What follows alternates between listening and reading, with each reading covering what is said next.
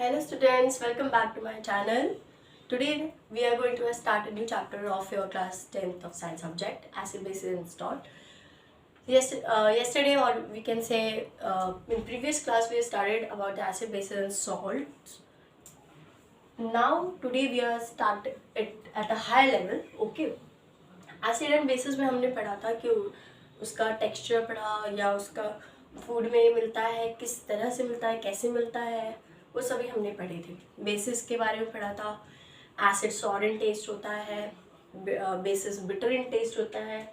Bitter जो होता है वो स्लिपरी होता है एक्वस सोल्यूशन में, वो OH आयन रिलीज करता है, एसिड H आयन रिलीज करता है। एसिड जो होता है वो एसिडिक इन नेचर होता है because it releases H ions, and bases जो होते हैं OH आयन रिलीज करते हैं because of this it is basic in nature. तो हम लोगों ने ये सब पढ़ा हुआ था।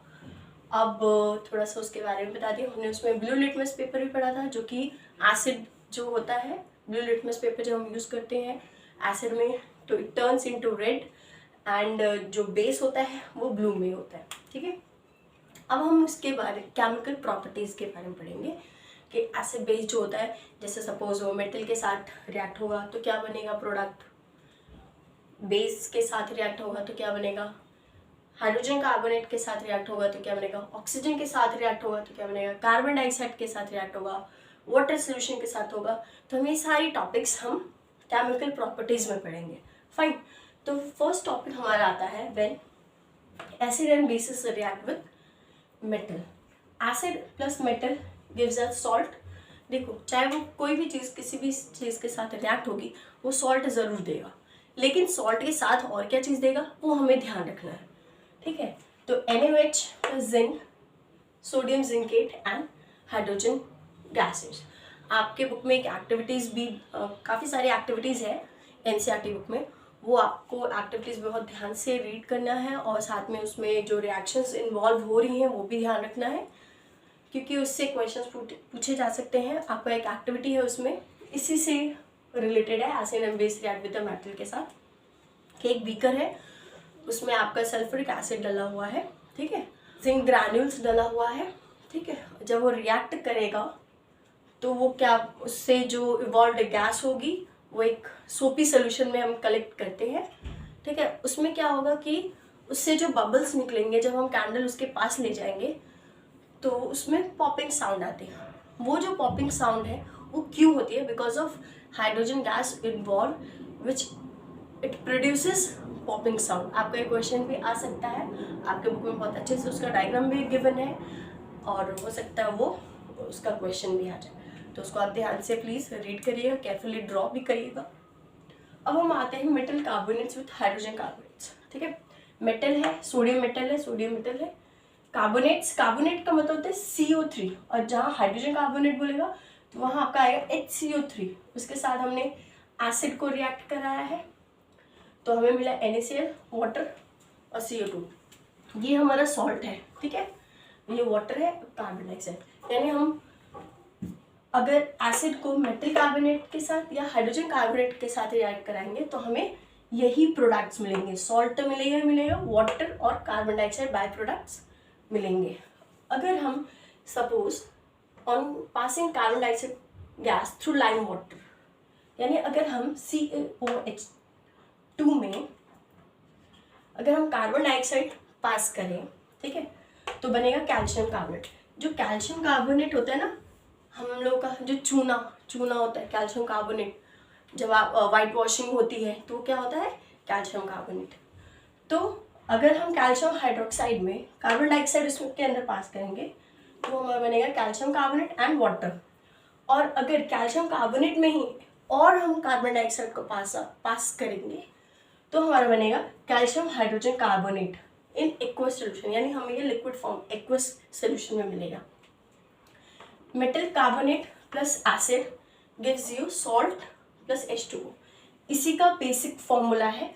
जैसे हम लोग फॉर्मूलेज यूज़ करते हैं मैथ्स में, चाहे कोई भी नंबर्स डाल दें, फॉर्मूले वही हमें पुट करने, आंसर हमें उसके अकॉर्डिंग आएगा। तो हमारा मेन होता है हमारा फॉर्मूला।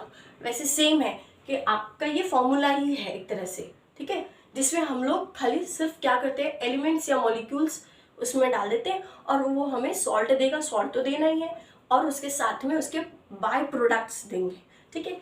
जो ये होते हैं ना, ये मेन प्रोडक्ट्स होते हैं और ये हमारे बाय प्रोडक्ट्स होते हैं, फाइन। तो metal carbonate oblique hydrogen carbonate, क्योंकि हम इस दोनों के बारे में पढ़ रहे हैं, plus acid gives you salt, carbon dioxide and water, ठीक है। Acid base react with each other, जब वो दोनों एक साथ रिएक्ट करेंगे तो हमारा सॉल्ट बनेगा प्लस वाटर मिलेगा हमें, ठीक है। तो base plus acid gives us salt and water. अगर हम ये हमारा एसिड बेस के साथ अगर हम इसको रिएक्शन ऑफ मेटालिक ऑक्साइड, यानी कोई मेटल लेते हैं और उसके साथ में ऑक्सीजन है, सपोज अगर मैं ले लेती हूँ कॉपर ऑक्साइड प्लस एसिड ले लेती हूँ HCl and it gives us CuCl2 and water, ठीक है। तो ये आपका एक एग्जाम्पल हो गया, reaction of non metallic oxide with acid, ठीक है। इसके साथ में हम लोगों ने एक इसका एग्जाम्पल नॉन मेटालिक कोई ऑक्साइड्स ले लीजिए जो कि है कार्बन डाइऑक्साइड, ठीक है। क्या करेगा, कैल्शियम हाइड्रोक्साइड, अब हमें मिलेगा कैल्शियम कार्बोनेट विथ वाटर, ठीक। नॉन मेटालिक ऑक्साइड जो होते हैं वो हमेशा एसिडिक इन नेचर होते हैं। तो आपका ये एग्जाम्पल है, आप ये सोचेंगे ना कि कैल्शियम हाइड्रोक्साइड क्यों डाल दिया, ये नॉन मेटालिक ऑक्साइड है जो कि इसका नेचर एसिडिक है, इट मीन्स ये एसिड हो गया, इसी वजह से हमने यूज़ किया। Fine, all acids and all basis have in common, means कि अगर भले ही मैं अलग अलग तरह का वो ले लूँ, एसिड ले लूँ चाहे बेस ले लूँ, ठीक है, लेकिन उनका काम जो है वो सेम होगा, एक ही होगा। जैसे एग्जांपल ले लो, अगर सल्फ्यूरिक एसिड ले लूँ, HCl एसिड ले लूँ, नाइट्रिक एसिड ले लूँ, तो उसमें क्या होगा, HNC तो रिलीज होंगे, उसका नेचर एसिडिक ही होगा, तो कॉमन है, ठीक है। इसका एक आगे आपके बुक में एक एक्टिविटी है, उसी से रिलेटेड है ये, ठीक है। बेस होगा, बेस का काम यही होगा कि अगर OHN रिलीज हो रहा है, चाहे कोई भी ले लूँ, सोडियम हाइड्रोक्साइड ले लूँ, ठीक है, तो उसका जो काम हुआ है वो HNs होगा और उसका नेचर बेसिक ही होगा। अब आपका ये क्यों है, आपके बुक में एक एक्टिविटी गिवन है, आप NCERT के एक्टिविटीज़ प्लीज़ फॉलो करिएगा, ठीक है। एसिड्स जो होते हैं वो करंट कंडक्ट करते हैं और जो बेसिस होते हैं वो करंट कंडक्ट नहीं करते। इसका रीज़न ये है कि एसिड जो है वो HINs रिलीज करता है, जो कि हमारे HINs जो होते हैं उसको हम कैटाइंस बोलते हैं, और जो माइनस में आयंस होते हैं, क्लोराइड, आयोडाइड, ये एनायंस होते हैं, ठीक है। कैटाइंस जो होते हैं वो हमारे दो तरह के इलेक्ट्रोड होते हैं, एक एनोड होता है, एक कैथोड होता है। तो जो कैटाइंस है वो एनोड पे जाते हैं और जो एनायंस है वो कैथोड पे स्टोर होते हैं, ठीक है। इसका मतलब ये है, आपके बुक में एक एग्जाम्पल है, बीकर है, ठीक है, रबर कॉक से दो इलेक्ट्रोड्स जुड़ी हुई हैं, फाइन। उसमें क्या है, जिंक ग्रैन्यूल्स डले हुए हैं,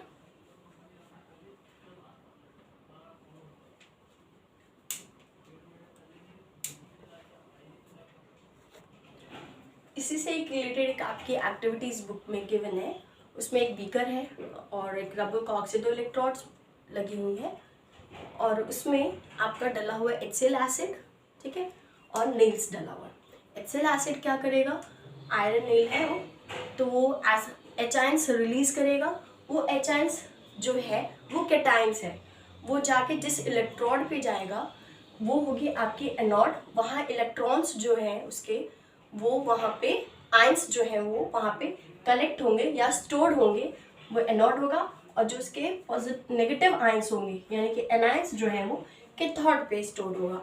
तो जो HINs है यानी जो एसिड है HCl एसिड, वो HCl एसिड उसमें प्रेजेंट है तभी उसमें करंट फ्लो होगा और आपका जो एक सर्किट बनेगा, वहाँ बल्ब लगी होगी, स्विच होगा, की होगा, स्विच हमारा नेल सी है, ठीक है, तो की लगी होगी। अब एसिड डला हुआ है, इस वजह से वो बल्ब जो है वो ग्लो करेगा। वही सेम एज अगर आप HCl एसिड हटा के अगर आप बेस डाल के देख लोगे तो वहाँ पे करंट फ्लो नहीं होगा, ठीक है। अब हम आते हैं नेक्स्ट, एसिड और base in a water solution. Water solution में अगर हम एसिड को डालें तो क्या होगा, बेस को डालेंगे तो क्या होगा, तो acid plus water gives us hydronium ion. Hydrogen एक जो है वो कभी भी आपको अकेले नहीं मिलेगा, ठीक है।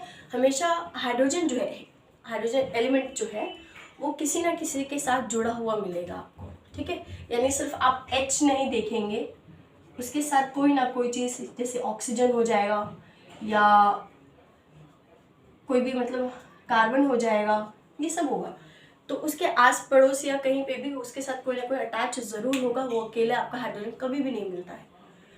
फिर HCl plus water gives you hydrogen hydronium ion, और वही H आयंस को भी अगर हम वाटर के साथ कराएं तो क्या मिलेगा हमें, हाइड्रोनियम आयन, ठीक है, क्योंकि एक H जो है इसमें ऐड हो जाएगा। नाउ सोडियम हाइड्रोक्साइड ये हमारा बेस है, एसिड के साथ हमने करा लिया base, in water gives you, ये हमें तोड़ देगा सोडियम आयन और हाइड्रोक्साइड आयन में।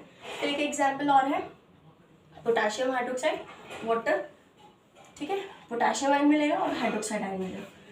अब आपके बेसिस जो होते हैं, bases are generate hydroxide ion, base जो होता है वो हमें हाइड्रोक्साइड आयन देगा वाटर में, in water. Bases which are soluble in water are called alkalis. आपसे क्वेश्चन पूछा जाता है वाटर अल्कलीज एग्जाम्पल में आता है, तो आप ये लिख सकते हैं bases are soluble in water, it is called as the alkalis. यानी वो बेसिस जो कि वाटर में सॉल्युबल होंगे वो आपके अल्कलीज कहेंगे। अब हम आगे बढ़ते हैं strong acid and weak acid की तरफ। स्ट्रॉन्ग एसिड मीन्स जिसमें H आयंस ज़्यादा हो, जिसकी H आयंस की कॉन्सेंट्रेशन मोर हो, मोर H आयंस, और इसमें होंगी less concentration of H ions, ठीक है। एग्जाम्पल है आपका इसमें H2SO4, ये है आपका dilute HCl, dilute HCl, ठीक है। डाइल्यूट का मतलब क्या होता है पहले आपको ये बता दूं मैं यहाँ पे। डाइल्यूट यानी हम किसी भी चीज़ को उसको उसकी जो H आयन की कॉन्सेंट्रेशन है हमें उसको कम करना है, तो we are adding few amounts of water so that it come dilute or it can be dilute. So less concentration H ions of, तो it becomes dilute HCl, H2SO4 आपका strong हो जाएगा, ठीक है। और एक और है, आप पीएच पेपर से भी हम लोग देखते हैं, पीएच पेपर हम लोग आपका एक वो होता है, पेपर होता है जिसमें पीएच मार्जिन एक स्केल मेजरमेंट गिवन होती है, ठीक है। पीएच पेपर जो कि हमारी लाइकेन से बनी होती है, ब्लू लिटमस पेपर होता है वो, ठीक है, ब्लू लिटमस पेपर होता है, लाइकेन से बनी होती है। ये हमें बताता है कौन कितना ज़्यादा एसिडिक है और कौन कितना कम है। तो अगर सपोज 7 नंबर उसमें बना होता है, ठीक है, अगर 7 से कम है, ठीक है, यानी कि 7 से कम है, यानी 0 to 6.9, तो ये आपका हो जाता है स्ट्रॉन्ग एसिड, ठीक है।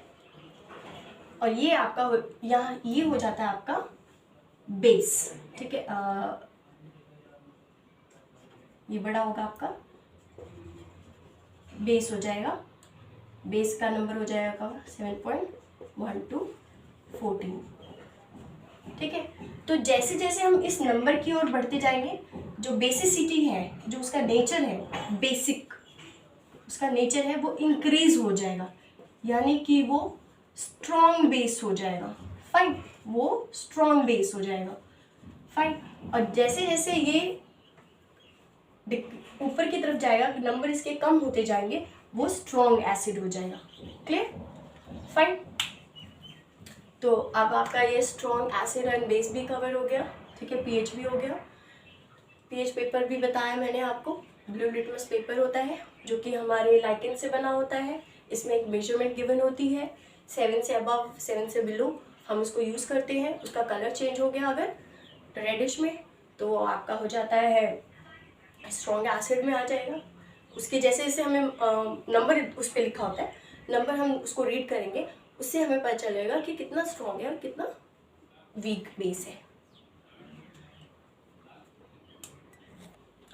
आगे का टॉपिक हम नेक्स्ट वीडियो में शेयर करेंगे, ठीक है। So stay tuned with us and like my videos, subscribe it, and अगर आपको यह पसंद आए तो प्लीज़ अपने फ्रेंड्स के साथ शेयर करिएगा। Thank you students.